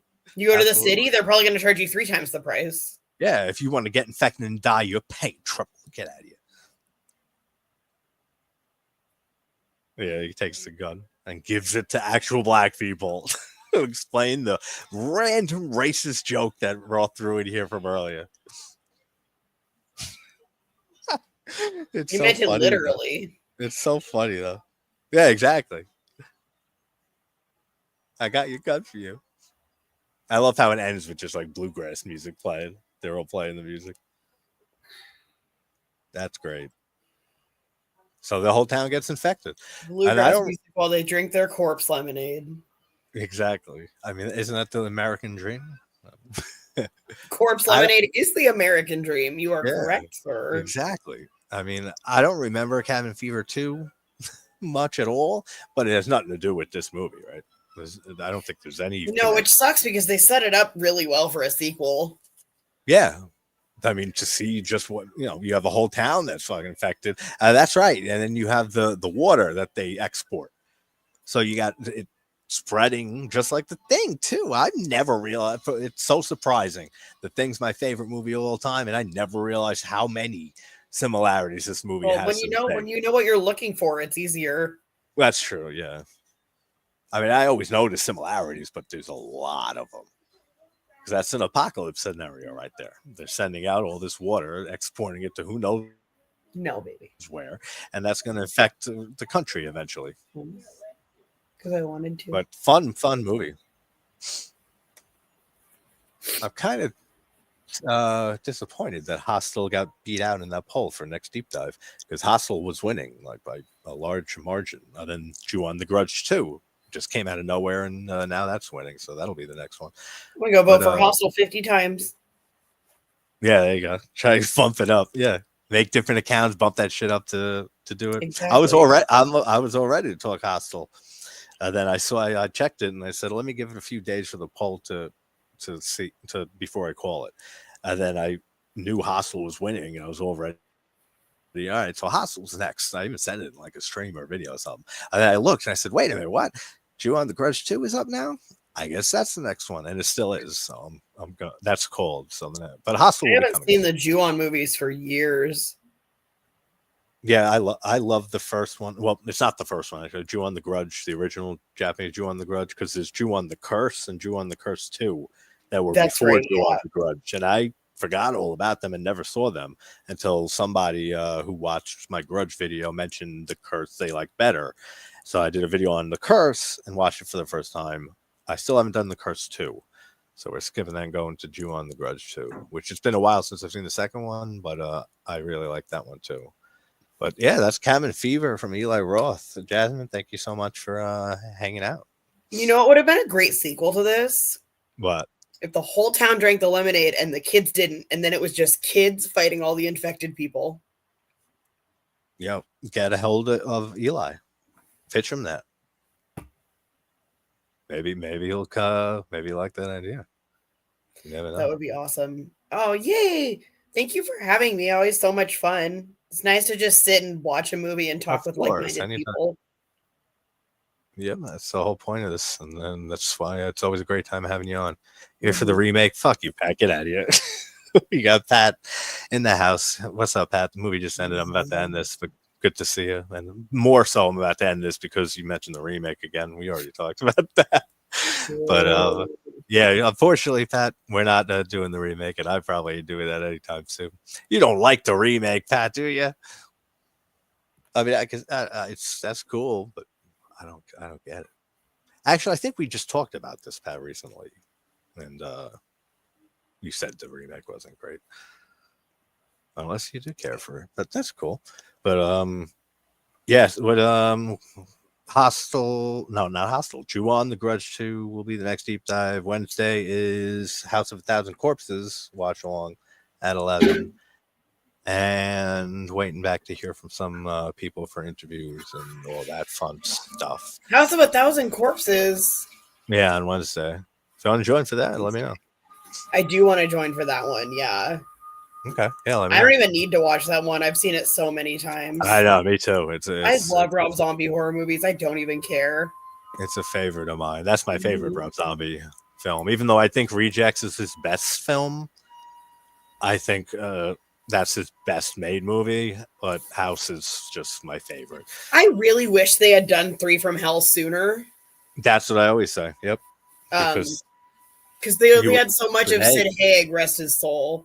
I know. I mean, that would have been a great part of that shame. movie. If he wanted to do 3 from Hell and do a trilogy, which I didn't even, I like some stuff in it, and you can keep most of it. There's like a few little things I thought that's cool, but yeah, he waited way too long. If he wanted to do that a third movie, he should have done in 2011 to early 2010s. No, exactly. It was too little too late, and I appreciate it for what it is, but it's one of those things where it's basically an exact rehash of The Devil's Rejects plot-wise. Yeah. And Pat says, yeah, you own it because it's IFC Midnight. Oh, that makes sense. Yeah. He loves IFC. No, yeah, it's I forgot what we were talking about, so I'll take this opportunity to just end this. So thank you again, Jasmine. We'll thank you so much for having me. Always so much fun. Have a good night, everybody. Yes, and everyone take care, and I'll talk to you guys tomorrow. And yeah, Jasmine, we'll talk soon about for Wednesday for House. Yes. Awesome. All right, guys, everyone have a great night, and hope you have a good rest of your weekend. Take care, everybody. You too. Night.